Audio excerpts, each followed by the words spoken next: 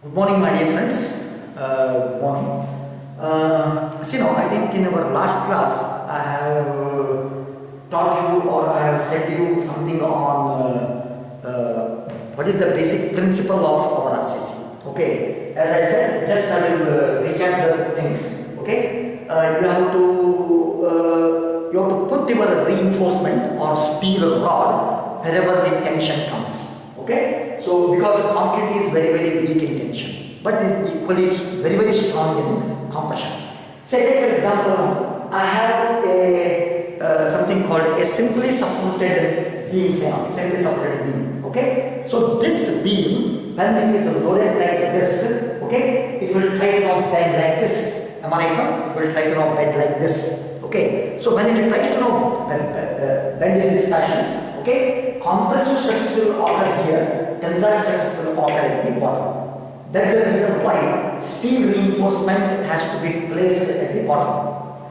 This is about a simply supported case. Now if I take a cantilever beam like this, okay, cantilever beam, when I load it with say loads, okay, it will try to now bend in this fashion. Am I right? It will try to now bend in this fashion. So you will see that compressive stresses are at the bottom and tensile stresses are at the top. That's why since concrete is weak in tension, okay, so I am reinforcing this tension zone of concrete by using the steel rod. Okay, so this is what we have learned in our previous class. Okay, now let us further move. What are the advantages of RCC? Let us try to see now. The first advantage is your RCC or concrete can be molded to any shape. It can, in a sense, any architectural shape can be now given. The same thing will not happen in steel structures. In steel structures, to give a different shape is very difficult.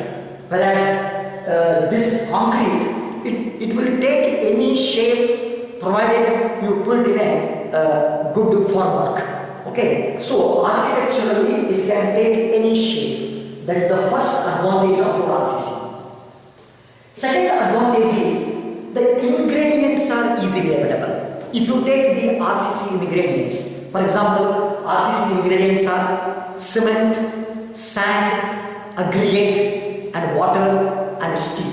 Okay, all these ingredients are easily available.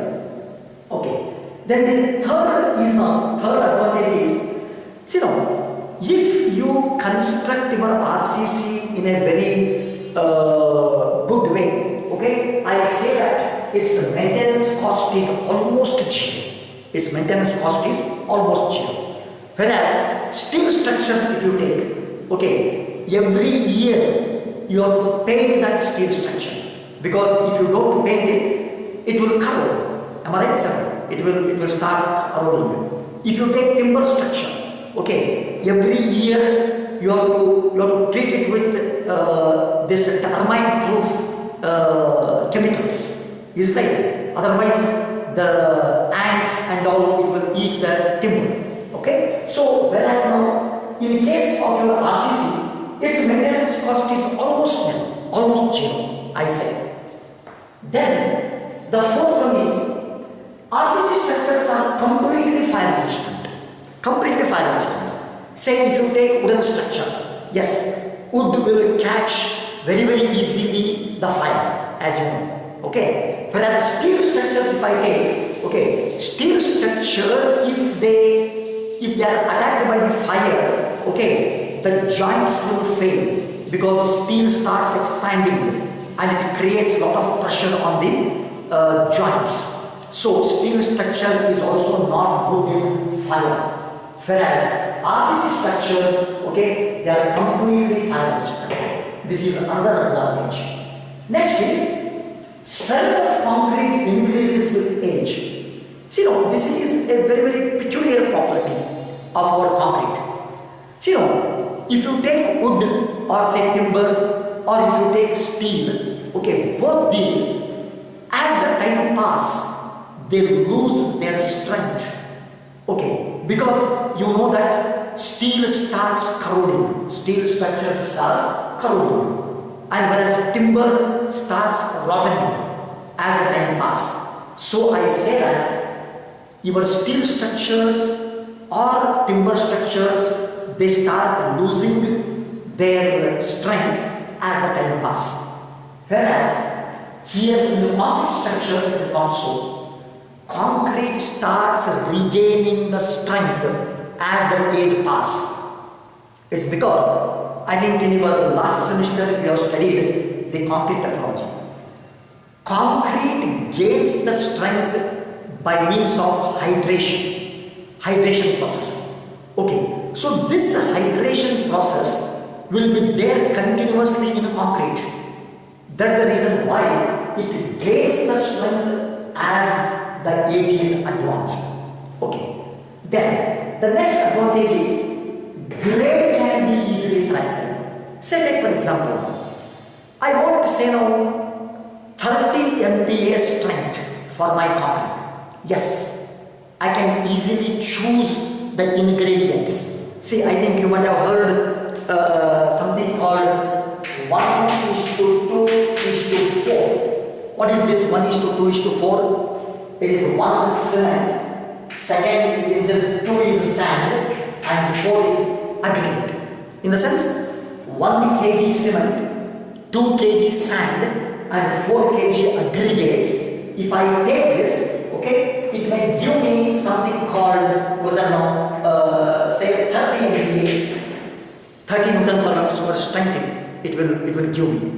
Say if I alter this ratio, so to say 1.5:3, you can change its strength.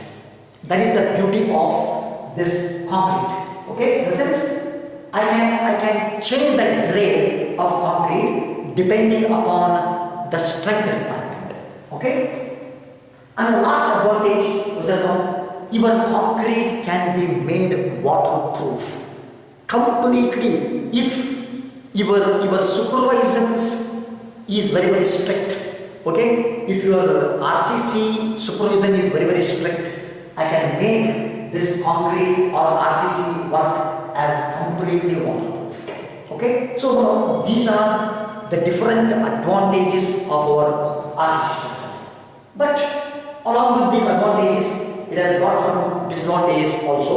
Disadvantages are, once if you cast RCC structure, it becomes very difficult to dismantle them.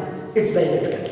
Also, you have to bring one cutter for that. Okay, this cutter will cut the beams and slabs.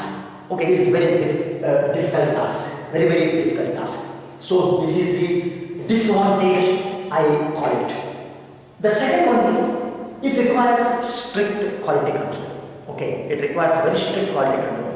If you don't take care of this quality control aspect during the construction, you cannot make it waterproof. You cannot make it very strengthy, something like that. Okay, so your quality control must be very good during the construction of your RCC. Okay, thank you my dear friends. Thank you very much. I will meet you in my next class for further discussions. Thank you.